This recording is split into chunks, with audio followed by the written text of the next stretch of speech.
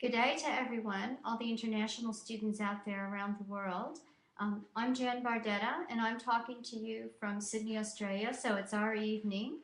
And I'm here today to talk to you about U.S. undergraduate admissions and the Education USA network that can help you find how to study in the U.S. at the undergraduate level.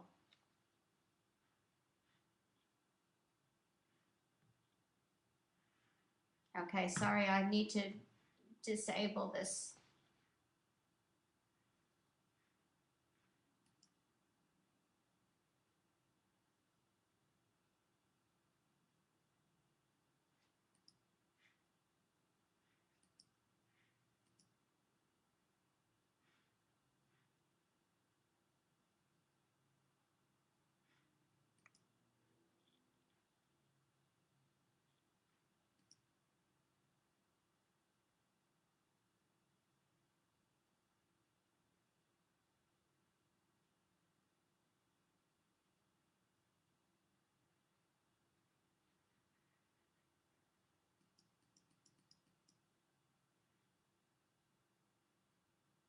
Okay, sorry about that technical problem.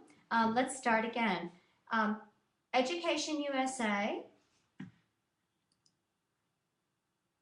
is supported by the U.S. Department of State, and we have over 170 countries with hundreds of centers around the world.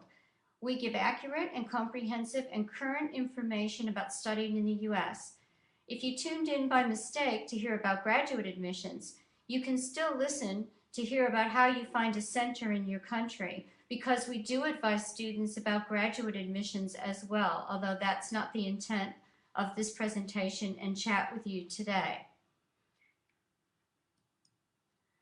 We have a 5 steps guide to U.S. study, so the one that I'm talking to you about today is actually the undergraduate 5 steps to U.S. study. But if you go to our website, and I'll give you that information a little later on, you can do the 5 steps to graduate study as well. So you see that we have the first of the 5 steps, which is research your options. All 5 of these steps would be something that you would probably want to start 12 or 18 months out by researching your options. And then step 2 is completing your application, looking at financing your studies, then applying for your visa and preparing for your departure.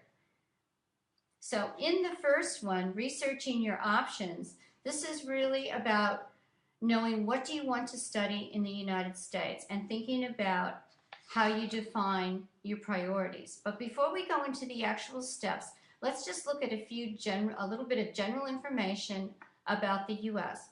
Just look how many international students are already studying in the United States in 2013.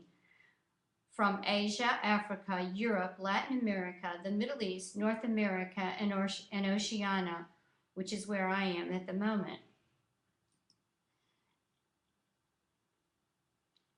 Did you know that there is close to 4,000 accredited colleges and universities in the U.S.? So there's a lot for you to go through and think about, and it's probably best to think of what is the best school for me, not pick a school and try to make it fit you. The U.S. higher education system is very different from many of the countries that all of you are from, including here in Australia. There's no centralized government authority that overlooks the U.S. higher education system. There is accreditation nationally and regionally, and there's no rankings that are given out. There's unofficial rankings, but you really choose a university or a program that is right for you. There are examinations, but there is no national examination like there is in many of our countries. The admission requirements really vary by the institution. Okay, so back to the 5 steps. You want to define your priorities. Let's see, I think we skipped a slide there. Okay, wait a second. Okay, define your priorities. These are all the cogs in a wheel that you really would want to think about.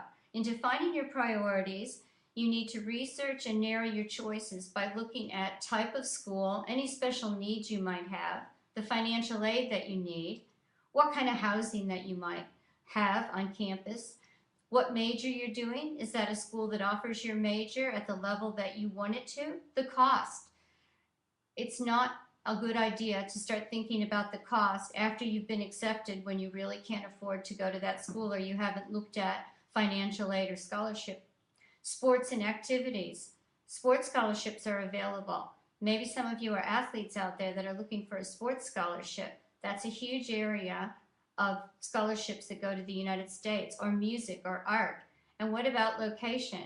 Don't pick a school that is in the freezing cold northeast part of the United States if you really can't stand the cold. As silly as that sounds, you're going to spend 4 years there. Then the whole admissions that we'll talk about in a minute, about how you go through that admission process, and I'll give you a quick guide to that. In defining your priorities, again, across all of these, there's state or privately owned schools.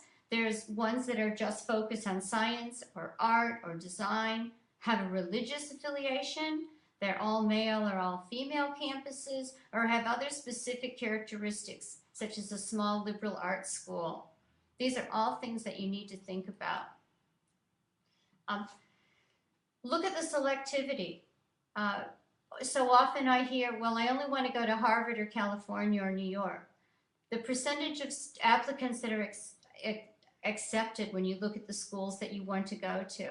Are you a candidate for one of the Ivies? Is there a different school that would be a better school for you? What are the standardized test scores for that school? Realistically, what's your past academic performance?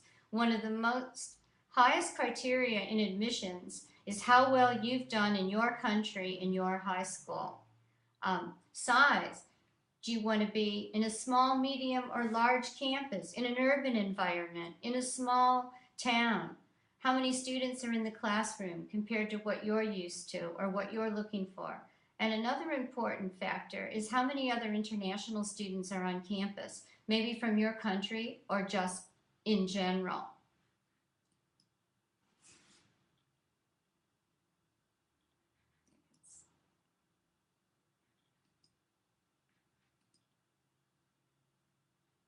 Let's just go back to 10.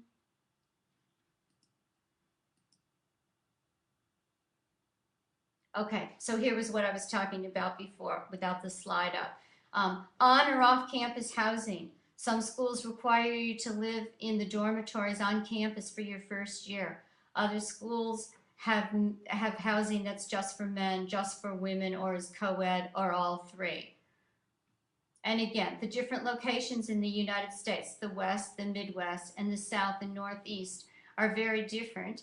And we're thinking about not only the weather, but the general attitude, the cost of living, and these sorts of things.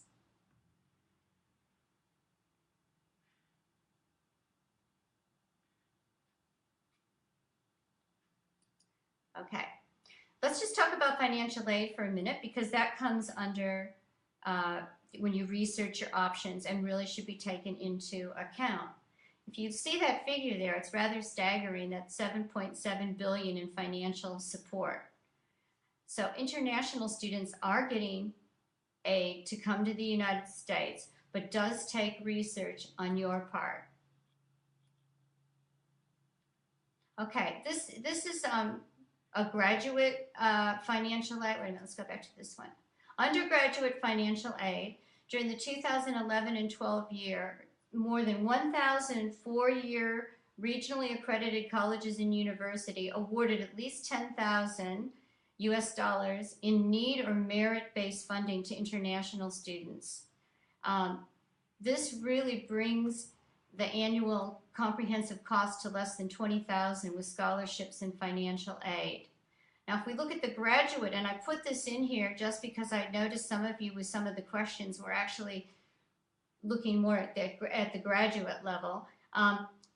This is just a good slide about graduate scholarships, even though this session is mostly about the funding for undergrad. You can see in STEM, so STEM is science, technology, engineering, and math, that 82% of the PhD candidates and 55% of the master's candidates are funded by their university. So if you have a question about funding your master's, you need to deal directly with the university that you're going to when you do your research. In the humanities and social sciences, 56% of the PhD candidates and 41% of the master's candidates are funded. Other professions, university funding is really rare. Most students are funded through loans or private sources. And I just wanted to stick that slide in there on graduate financial aid. So when you research and narrow your choices, take in a little bit about what I've said about financial aid and the cost, and also the academic programs that are offered at that school for you to be able to take, to find the right fit that's the right fit for you. So a quick guide to the application process would be to find out about the standardized testing. The standardized testing must be taken by the deadlines. So there's the SAT-1, there's the SAT-2, there's TOEFL that you need to take if you're from a non-English speaking country, and there is the ACT that is available to be taken for some schools. The best scores, no minimum, you can take these tests more than once, and the best scores are looked at. Most schools will want the SAT-1, which is the general SAT course, and selective colleges will want you to take 2 or 3 of the SAT subject tests in science, math, or foreign languages. These can't be taken on the same date that you take the SAT-1, so you would need to go and take it on a second date. You can take the SAT, most students would take it in their 3rd year of high school. So in the US, we would say your junior year of high school, and then often take it again at the beginning of their senior year to get a better score. TOEFL is a minimum is recommended, especially if your SAT verbal scores are low. And again, I'll mention one of the other quick guide admission requirements is that your high school achievements are really important. Your grades in 9, 10, and 11th grade are important in both your subjects and the grades in relation to the others in the class. Some of you may not have your results from high school while you're applying, but they can be forwarded. Sorry, I'm having a problem here. Okay, there, that's better. They can be forwarded when you complete your education, your high school education, especially if you're in the Southern Hemisphere. Most of you will graduate in November instead of in May. Another important part of the application for undergraduate and finding the right fit is to have 2 high school recommendations from teachers who know you well. More important than teachers that just know you, that say you're from a good family or you're a good person, but a teacher who really knows how you do your work in class and how you are in relation to the others. Some universities ask for peer recommendations as well. The other part that there's, I'm sure, seminars about online, probably through College Live, is the essay. And this really varies by school, but it's still very important that you use this as a chance to show the school what your test scores and other parts of your application don't. They'll see your high school grades. They'll see your test scores.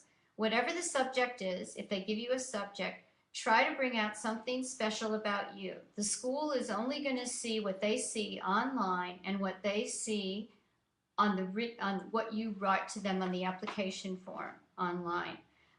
So it gives you a chance to sort of sell yourself or show something about yourself, your passion, what you're looking to do, why you're a good match with that university. So make sure you personalize the essay and use this as an opportunity to promote yourself.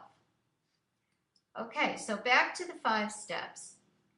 That website up there, you can go to, and you can find a center in your, we'll get to those slides in a minute, but you can find a center that can help you find how to study, and you can see that's the front page. There's undergraduate, graduate, English language, and short-term programs. So if you wanted to find a good English language program in your country, you can go to the website and click on English language, and they'll help you find an English language program in your country. If you want to do a short-term study, you want to study in a summer program or an internship, you could go, or an exchange program, which I will mention at the end as another form of student mobility in your undergraduate years.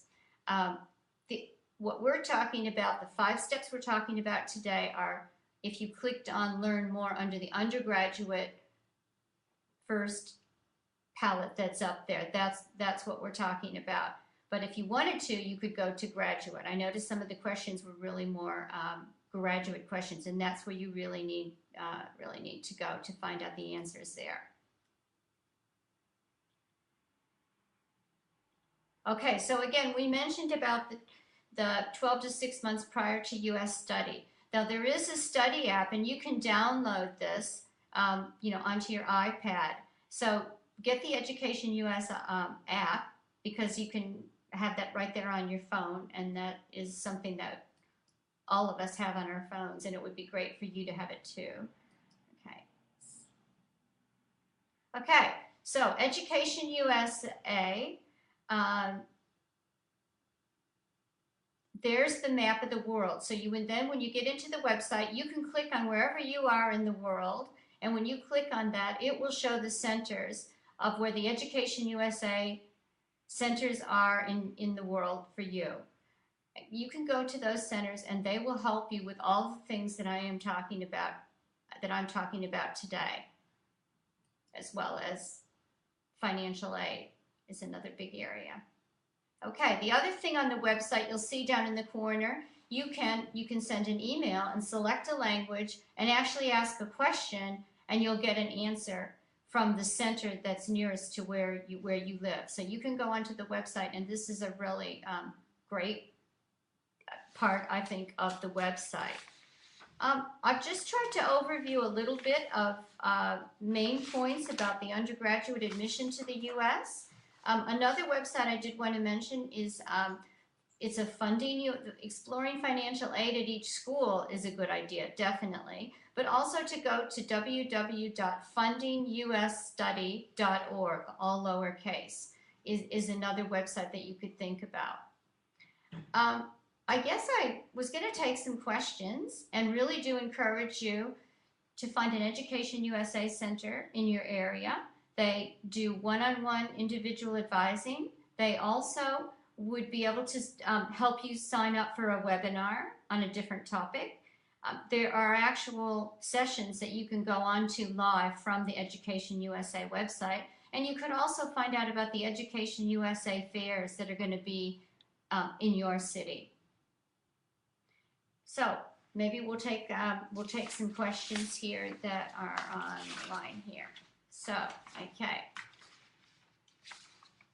How to choose a faculty. Okay, well, I guess that's going to depend on where you're up to in your study. If you're already sure you want to study engineering or you want to study business, you could then, obviously pick that faculty and do the research online and look at the programs in that faculty. A lot of U.S. students, in fact, most U.S. students don't even declare their major until they're into their sophomore or junior year, their second or third year. So you could, you could go to a liberal arts school or go to a major university and not really declare a major. Take classes in different faculties. You don't need to be tied to one faculty to go to school in the United States. Again, there was a question about wanting to enroll online for a course in English, and again, I would go to the Education USA website and click on the English courses, and you will find the best ones that are in your country on there. Let's go back to some of the questions here. Okay, someone asked about, is the Common Application available at all U.S. colleges? No. About 700-800 schools do use what's called a Common Application, which is an application that's the same for all the schools that you can have online. Other schools have their own application, but really whether you use the common application or an application that's specific for the school, the same things that I mentioned, such as the high school recommendations, the essay, your high school achievements, and your grades. Your grades will need to come directly from your school, directly to the school that you're going to go to, your transcript, or your grades from year 9 through 12. If you use the common application, there'll be a school profile on that, but there will be on many of the other applications. The school profile is really important because students need to use this to profile your high school, just like universities profile themselves. Get someone at your high school, if you don't already have it on your high school website, to help you write a good high school profile. Your college career counselor or your advisor at your high school. Your high school may have facts and figures about it that can promote where you rank in that school, and that's an important part of the application. Let's see if some other questions. Okay. There's a question here about engineering and doing mining engineering, and I'm thinking that maybe if you've already done 8 semesters that you're wanting to go to the U.S. And do a master's. So again, still go to an Education USA center or go to the website, but click on the 5 steps for graduate study and it'll give you a lot more specific information. If you're thinking of going, if that question was about that you wanted to go and you want to transfer to do the 5th year of a mining engineering degree, that would be absolutely possible. And you can use search engines, and that's another good idea other than just looking at websites like the College Board, Princeton Review. There's so many of them. And go in and search by subject. You can search with a search engine by geographic area, and you can go in and search by mining engineering, say, to answer this question. So I hope that helps a little bit to answer that question. Also, what I spoke about with the figures about masters and financial aid. Okay.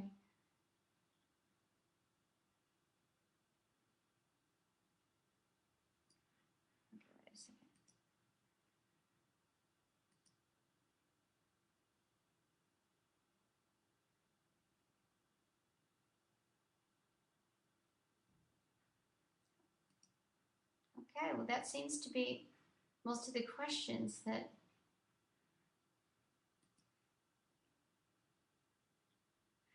Education USA. How can Education USA help me in my journey to study in the U.S.? I hope that I have covered that, but I think you'll find Education USA, I might just mention, we're not an agent. Most of all the information, you might buy books from us. Most of the information is free and unbiased. We're sponsored by the Department of State. We're part of the public diplomacy part of the U.S. government. And Education USA can help you very much on your journey to study in the U.S. And you need to get into a center, and you can also ask questions online by going to that map that I showed you and going to the Education USA website, educationusa.info, and find us and be in touch with us, and we can help you on that journey very much. If that's all, I think that we're done with the session. So good luck to all of you, and I hope to hear from some of you online through the Education USA website. Bye for now.